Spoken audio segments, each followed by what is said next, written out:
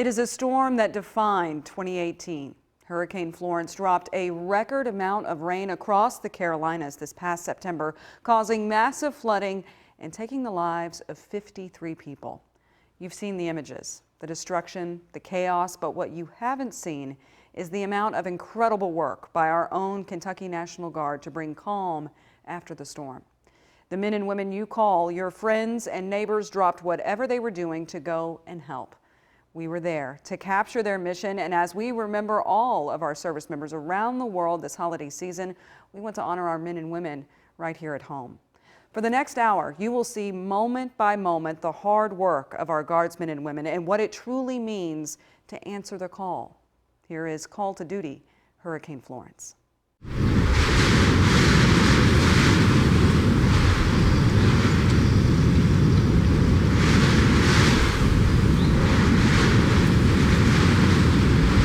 Florence is headed this way and changing in the process, but one thing that is still the same, the 140-mile-per-hour winds making her a Category 4 hurricane. The waves and the wind this storm may bring is nothing like you've ever seen.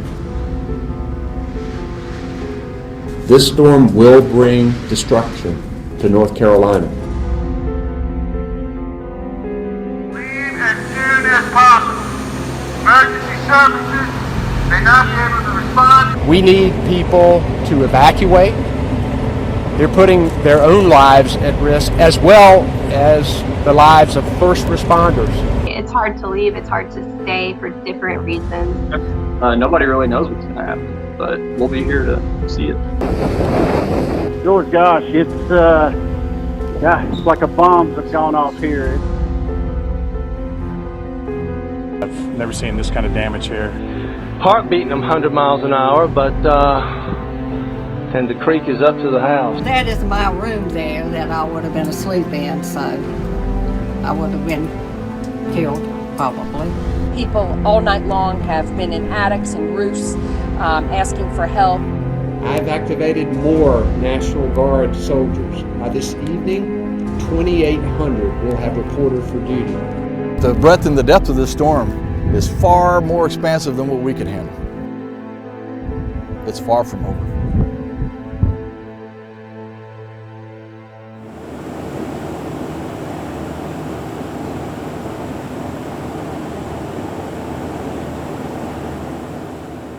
We are sending 2 5-man teams to forward stage at Oceana Naval Air Station.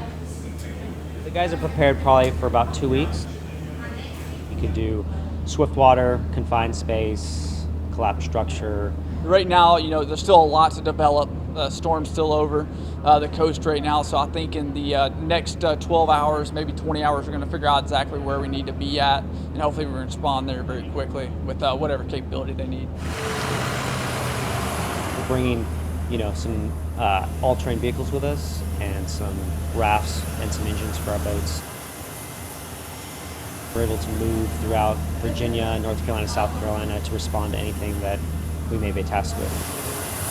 I really see that probably the floodwaters are our biggest enemy right now that we're going into, so we'll have to, kind of compete with that to get people out, more boat operations and technical rescue. There's not really a fear of life and death for us that I've seen going through the hurricanes last year, but there's definitely dangers out there, and you have to be aware of your surroundings and what you're getting into, especially with the contaminated water.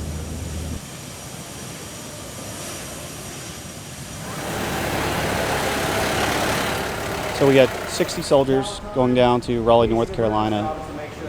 We provide command and control of aviation assets that come into the area, so that can be North Carolina aviation, that can be other National Guard assets that come in. And then you just get the call a couple of days ago that this is happening and that they need you, and then you're ready to go. Absolutely. Part of what we do is we make sure that we're ready to accept the call. We received the same call last year to go help with hurricane relief in Texas and Florida and Virgin Islands. So we all, try to keep on our toes and make sure that we're ready to receive this call and that we're prepared to go out the door and execute our mission at any point in time. Flash bulbs are prohibited in checked baggage, but may be hand carried. You may hand carry a camera, but flash attachment of any type, bulb, tube, strobe.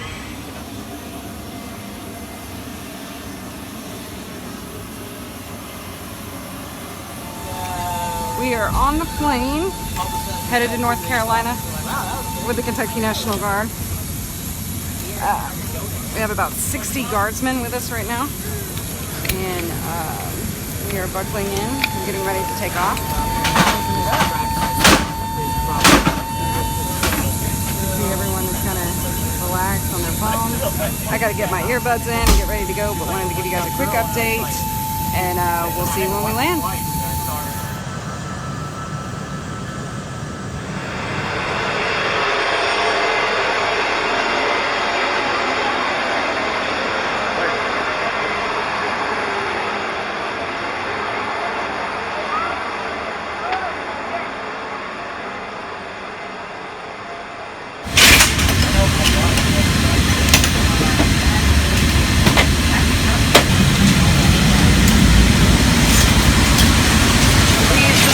Raleigh, North Carolina with the 63rd Theater Aviation Brigade, and you can see it's still raining, very wet.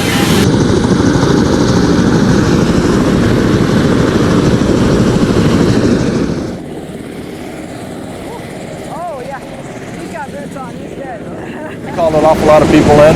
We were just trying to imagine almost the unimaginable, if you would. We are absolutely grateful for having this aviation unit here with us, the 63rd Theater Aviation Brigade. They're proven professionals. They've got a history and a track record, proficient at what they do. And they're actually going to be critical to these next few days as we start commanding and controlling a lot of helicopters and other aviation assets that are going to be crisscrossing our state, doing search and rescue and doing wide area searches. So hats off to the people of Kentucky. Best wishes to you, and thank you so very much. We have 2,800 North Carolina National Guardsmen on duty, representing every one of our brigade commands, if you will, across the state. Then we have another couple hundred active duty Army folks that are providing a lot of trucks and drivers so that we can get into some of these flood-stricken areas. The roads are impassable, so the only way we're going to be able to get there is going to be via air for the next several days. And we know that this flash flooding and everything that's happening because of the rainfall is just the first phase. Because once all that rain collects and gets back into the river and starts heading back to the Atlantic, there's another set of flooding that will go on and persist for at least another week.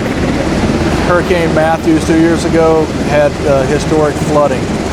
Some of the predictions right now are showing that a lot of the rivers that flooded then will rise up to 6 feet taller than it did then. Wow, that is incredible. 6 feet more than Matthew. It really is in your imagination. Oh, it is. Yeah. Wow.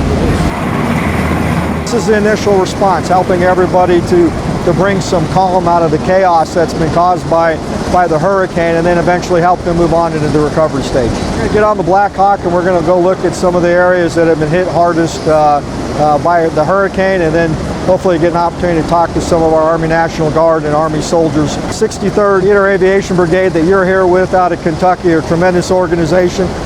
They have been doing domestic response under Army North for quite some time, and so they know how to respond to a domestic emergency, and they were on an airplane and they were here in a heartbeat when North Carolina asked for them. So tell the people of Kentucky thank you for what they do to support their Army National Guard soldiers back home.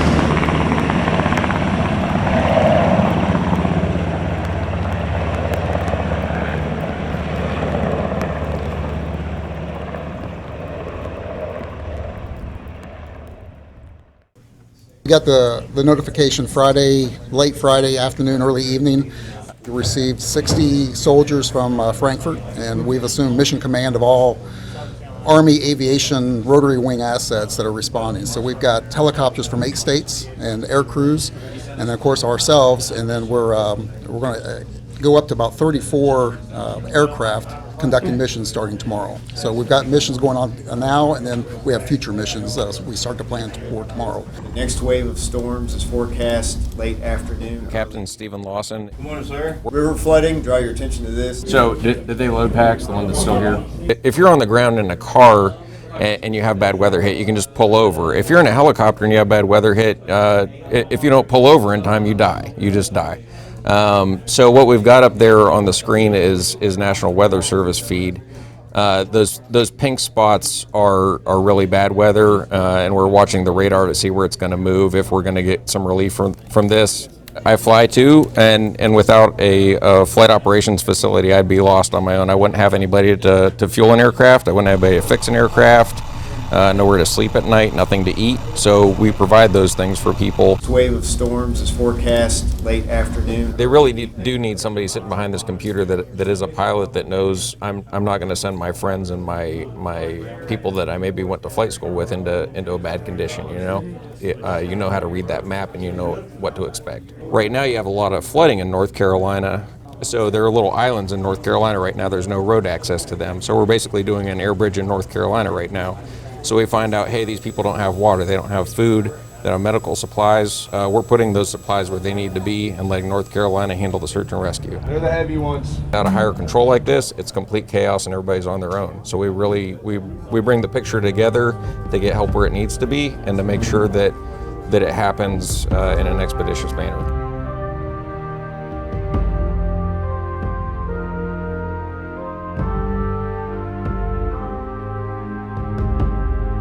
The National Guard pretty much brought you to Kentucky. Correct. But North Carolina is your home. Absolutely. I've always had very thick ties in terms of my family to the Carolinas. I'm also a huge Carolina Panthers fan. We lost yesterday, but yes, I love the Carolinas. I love Wilson, North Carolina. That's my home. I was just here, not even 2 weeks ago for Labor Day. My family has their annual family reunion there. Wilson, North Carolina, fresh fish right there. So good, so delicious. Turkey barbecue, which is my favorite. They actually gave me a whole pan of that at their family reunion. I was so happy. Homemade hush puppies, just like everybody's favorite. I have so much family in the Carolinas, so my immediate emotion was concern. Was like, how will my family be impacted? Will they be okay? My family has that unique ability right now through Facebook to mark themselves as safe. So I had a lot of family members who are safe because they did leave and evacuate. And so I'm grateful for that. But yeah, so it was shocking to know that I was here 2 weeks ago and everything looked fine. And then I come back and everything's not fine. And we have our major interstate getting ready to be flooded and shut down. And people evacuated, and almost 500,000 people without power. I want to say it goes from New York to Florida, is up and down that entire east coast of the Atlantic Ocean is I-95. So for it to be shut off in the Carolinas is a big deal. It's always personal in my mind for anybody in the military to be able to serve and answer the call. But it's especially personal for me to know that I'm helping not just citizens, but family members. Tell us where we are right here. Okay, so right now we are in what is called the drill hall floor. We're in Mooresville Armory. This is where we're housing hundreds of soldiers. This is where they sleep, where they're resting. We have night and day shifts for operations. We have over 300 soldiers from all over the country: Oklahoma, Maryland, Kentucky, Wisconsin. We have soldiers from all over the country spread all out the armory, just trying to find a place to lay their head. And I love that a lot of people, they bring the pillows, they got the blankets, they're prepared. Listen, people know conditions aren't always favorable, and so you never know if you're gonna have a hot meal or a bed or a pillow, and so it's good to just kind of have as much personal stuff as you can bring within limitation, obviously, so that you can be as comfortable as possible. Some of our most important resources is water and our meal ready to eat, MREs as we call them. This is what we usually eat for lunch, and I make sure soldiers get 2 hot meals a day. So breakfast and dinner will be our hot meals, and then lunch, soldiers grab these in the morning if they're gonna be flying all day, so they don't have to worry about not getting a meal on their lunch hour. It's important because soldiers don't do their mission without this stuff. This is what we call sustainment operations. How do we sustain the troops? We gotta feed them, we gotta house them, we gotta make sure they are clean and can shower and have all those resources that they need to be effective. We don't want to see people suffering. It's so much devastation going on in the world. These hurricanes, they tear up communities. They tear up neighborhoods. Kids aren't able to go to school and learn. People can't go to work. People are stranded in their homes. People are losing everything that they've worked for. So to just be able to be a blessing and be a beacon of light in a very dark place is the greatest gift. We know that all of this is bigger than us. We know that this mission and these people in need are bigger than us. We can provide some resources. We can help. And so that's why we're here, because we know we can do this. We know we can help. As a Carolinian, I am eternally grateful for that.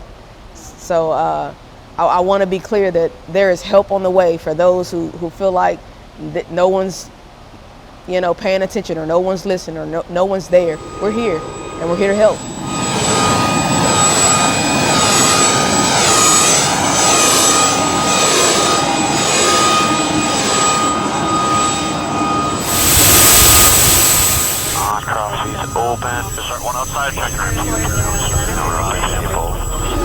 We're the Swiftwater Rescue Team of the Greensboro Fire Department. We're en route to Pender County to support our other Swiftwater Rescue Team that's already on the ground there working. And we're going to jump right into the game so they can catch up on some sleep. We're bringing some boats, some MREs, water, and some other supplies. It's hectic, tiring, and fast-paced. The Minnesota National Guard sent us down, packing on as much cargo as we can, ferrying it to places that need it. Chinook is a very capable aircraft. We can haul those bigger loads, we can get the boats places, we can sling load. 2 hours of flight under night vision goggle, you kind of got to look a little bit more, especially with how dense the airspace is right now. If you're on the ground in a car and you have bad weather hit, you can just pull over. If you're in a helicopter and you have bad weather hit, if you don't pull over in time, you die. You just die. Dropped them off just in town there and just by the baseball fields, unloaded all the gear, and then get out of there. 10, 9, 8, 7, 6, 5, 4, 3, 2, 1, stop.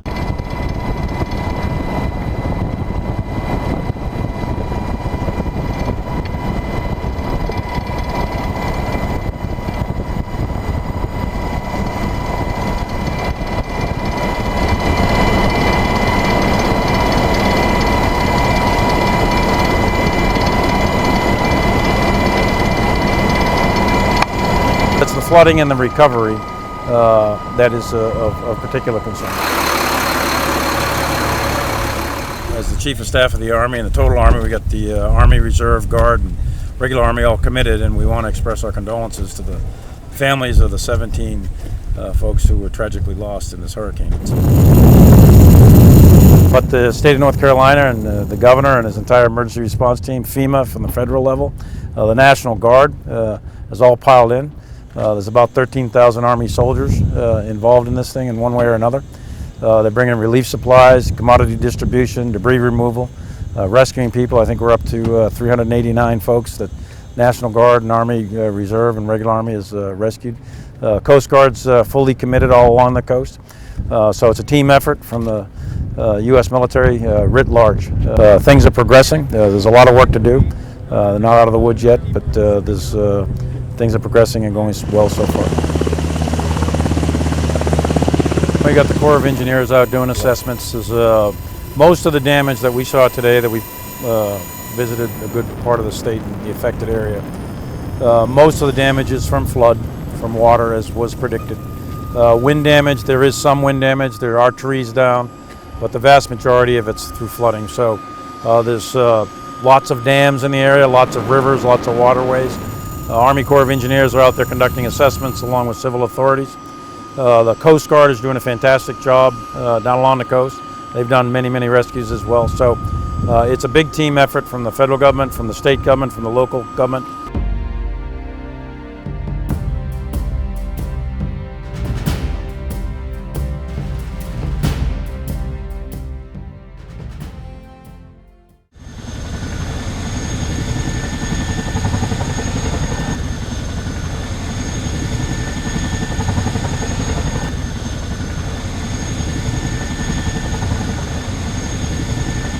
On Thursday, we got the call, and they had us repositioned down to Knoxville, Tennessee for a couple of days, along with aircraft from other states.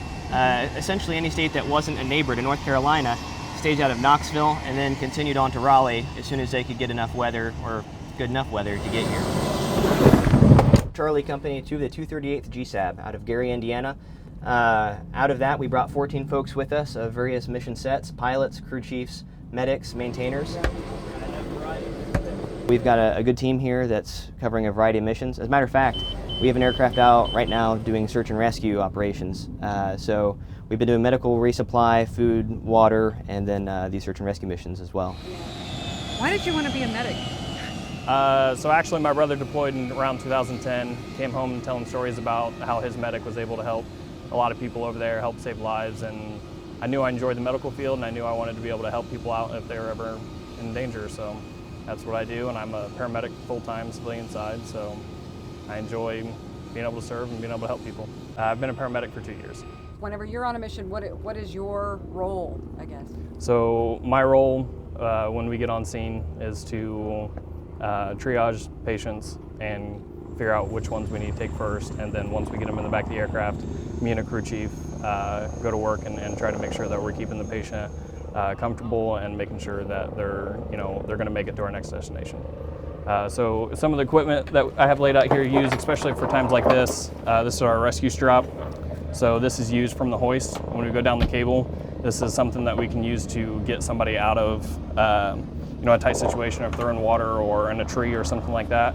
We can put this around them to secure them, to be able to get them up the hoist and safely into the aircraft. Another opportunity is this rescue seat. These legs fold down and you sit facing inwards, and then these straps here come out and wrap around you to secure you to the rescue seat to be able to pull you off at the top of a roof or something along those lines. Wow. Of course, the basket. We always see the basket. Yeah, so you always see the basket. This is a rescue basket, primarily used to get people out of water because it's a flotation device as well, and that's going to be used a lot when people are in water. So, as you said, you're a paramedic in an ambulance. How different is it being a paramedic in an ambulance versus being a paramedic in a Black Hawk helicopter? Well, major difference is not being able to talk to your patient. As we have them flying around right now, it's very loud and it's very difficult to communicate with patients. We rely on our sense in an ambulance and our senses to be able to communicate and be able to listen to a patient. In the back of an aircraft, I can't listen to lung sounds or talk to the patient, really. I have to kind of have to holler at them, and if they can't talk back, then I have to be able to use my hands and try to figure out what's wrong with them without being able to rely on those senses. Everything's vibrating, so everything's loud. You can't really hear anything, so the difficulty level is significantly higher.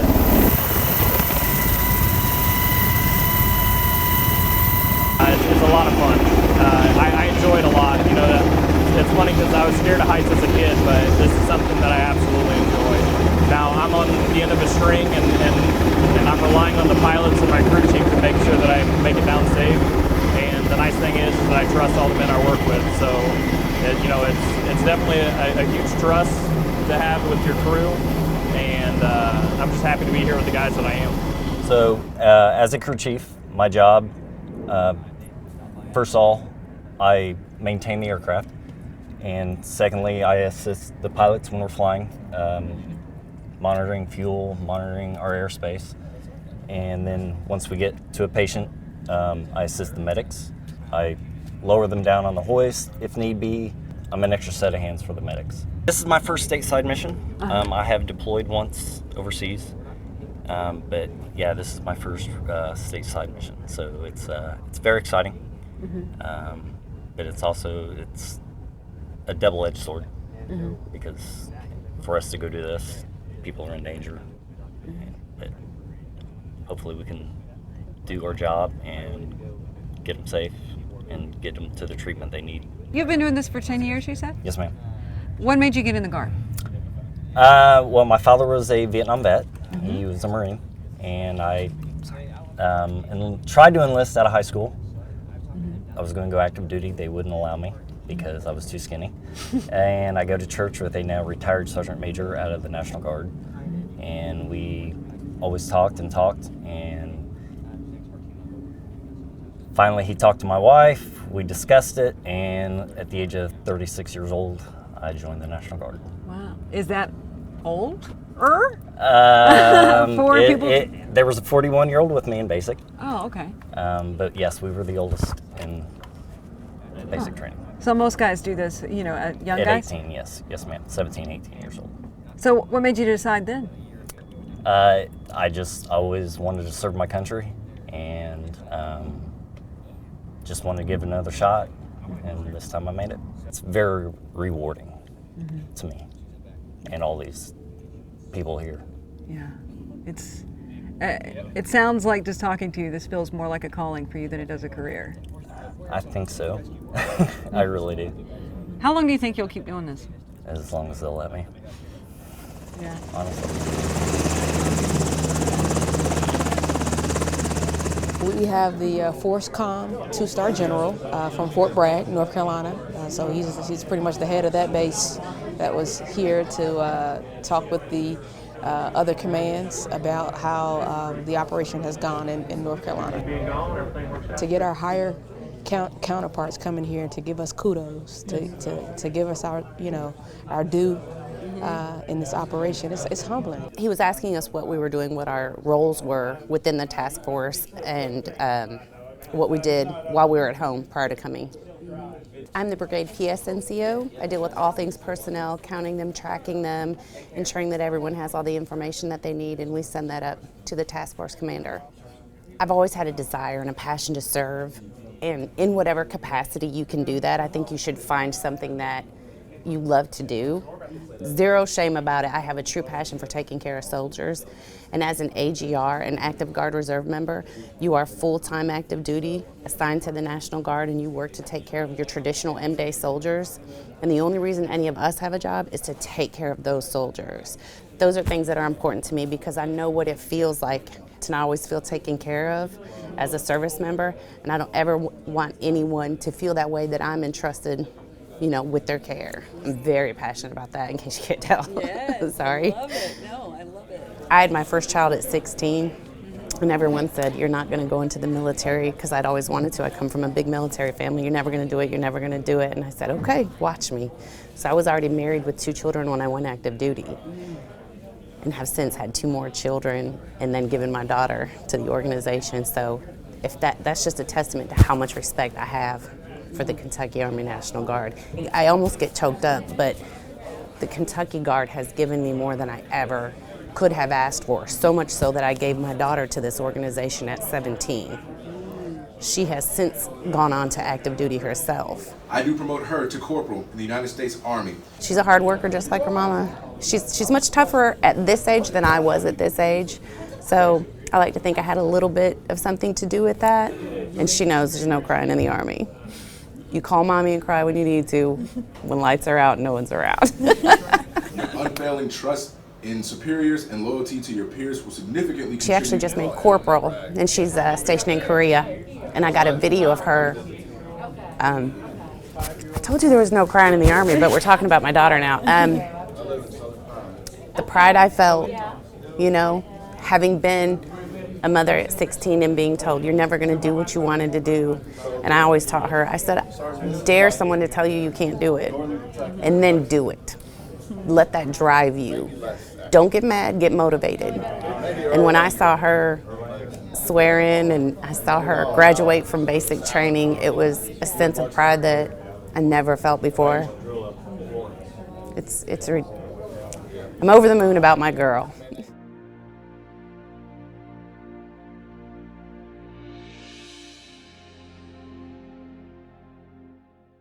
Sergeant Washington, she arranged all of those C-17s and doing all those things to get all that stuff to happen, and you're saving people's lives and you're doing the things that we have to do for each other. And so I want to congratulate you on that. And so for me, Sergeant, I want to say thanks to you. I want to give you one of my coins, and you are what makes us special.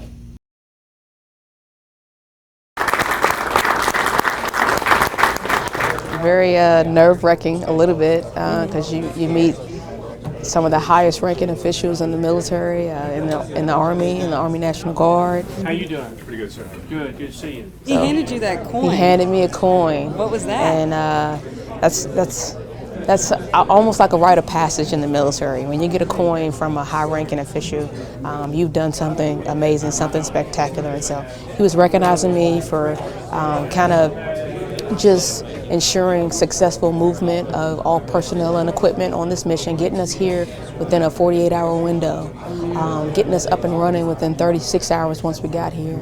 And, you know, obviously I got to coordinate movement back home, but in the midst of that, getting people fed every day while we're here, getting them, you know, beds to sleep in and, you know, showers and just everything in terms of logistics and transportation, just that entire effort, just from my team, but, you know, just the entire organization coming together to make sure everyone is working together.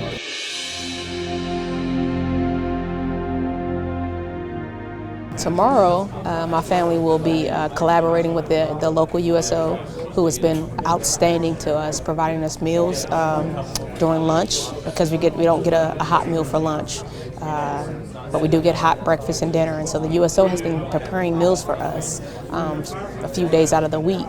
And so tomorrow, my family will be here to provide us a hot meal with the USO, and they're going to cook ham, fried chicken, barbecue chicken, macaroni and cheese, green beans, homemade hush puppies.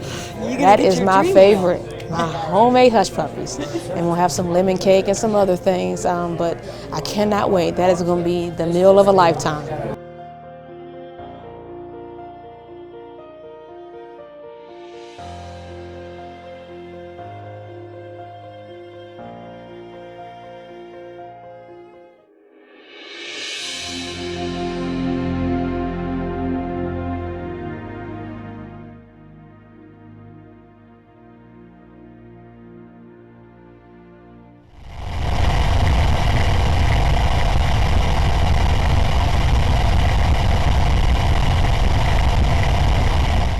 Far from over. But the breadth and the depth of this storm is far more expansive than what we could handle. For us, we got a vested interest in the outcome. Again, these are the places that we work, the places that we live, the places that we worship. This is where our families live, this is where our friends, all of our loved ones.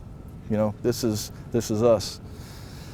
For all the other folks come here, this is America. This is a fellow state. These are American lives on the line. So they stopped what they were doing too, and they're here.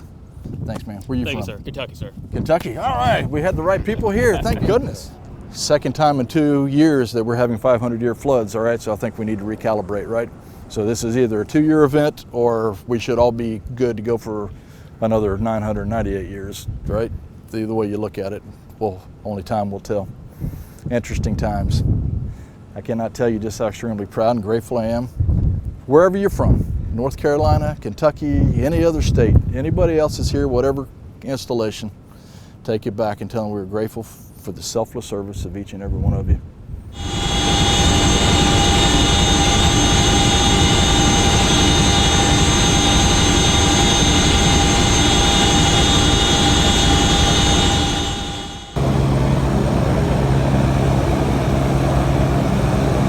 I went home. The plane showed up about 3:30. We all got on the plane. The general that was over the entire task force met us there, the 2-star general, and gave us a good welcome, goodbye. You know, we got diverted to Knoxville, and half of the plane thought we were in Lexington. People were calling their wife, "Yeah, we just landed in Lexington. Everything's great." And then everyone gets off the plane. It's like there's mountains around. Wait a second. And it's beautiful out, and it's supposed to be raining in Lexington. What's going on? We're in Knoxville. Oh, now we got a plan B. We were doing a football audible. The leadership had to figure out what that audible was going to be, and it turned out to be 8 vans that we rented to drive up here like speed racers. Oh, so my here gosh. we are. My goodness. How's it feel to be home finally? I haven't gotten there yet. Still not technically yeah, home. Tomorrow is our wedding anniversary. So you get to be in before that. Yes. Were you worried about that?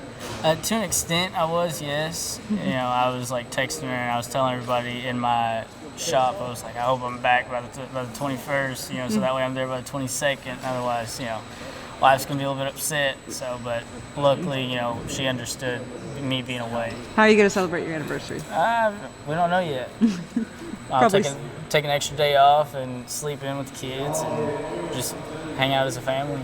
How does it feel to be back home? Oh, it's great. I can smell some mash cooking down over the hill here, so I know I'm in Kentucky. Going back to seeing my kids, I do things and I hope that they're proud of what I do. They're not going to tell me that, but Madeline, Isabella, and Dane, they certainly support me. And my wife, Kimbra, what a trooper. She's running kids around they'll have cross-country meets and different things at school, and Dad's gone again, so she steps up and does everything herself. So, without the families, the employers, and of course the support of all of our soldiers here, not only the ones that deployed with us, but the ones back here that make things happen logistically, you can't say enough. One thing I didn't know when I interviewed you the first time, but was that you had a honeymoon trip planned, right? To Italy or France or something? Yeah. And you and your wife were sent to Florence. That's correct. Yeah. How often has that happened in your career in the National Guard, where you have something that you are planning to go do, and then boom, you get the call, and whoop, you got to go? You always have a basic plan for how you think your day's going to go, and then unexpected things happen. It's hurricane season. We went last year, so I wasn't all that surprised that we got called to go again this year. Deployments happen. My wife went to an instructor pilot course last year. I fell on a shortfall course this year, and I was gone for 6 weeks. So we have all these random periods of time almost that we just we work it and we make it happen somehow. That's what we do. That's what we train for. We train for that year round, and it's really great to get out and test your grit, and then when you see it all come together, it's really powerful. I'm really proud of all my soldiers. They all did a really great job, and it made me very proud of them. We hit the ground running, and we didn't slow down until we just got back here. So we're home, got everybody home safely, went and did our job, and feels really good. In all, more than 8,000 National Guard soldiers across the country were called in to help the Carolinas before, during, and after Hurricane Florence. Together, they rescued nearly 500 people, more than 100 animals, and moved more than 500,000 pounds of supplies and equipment.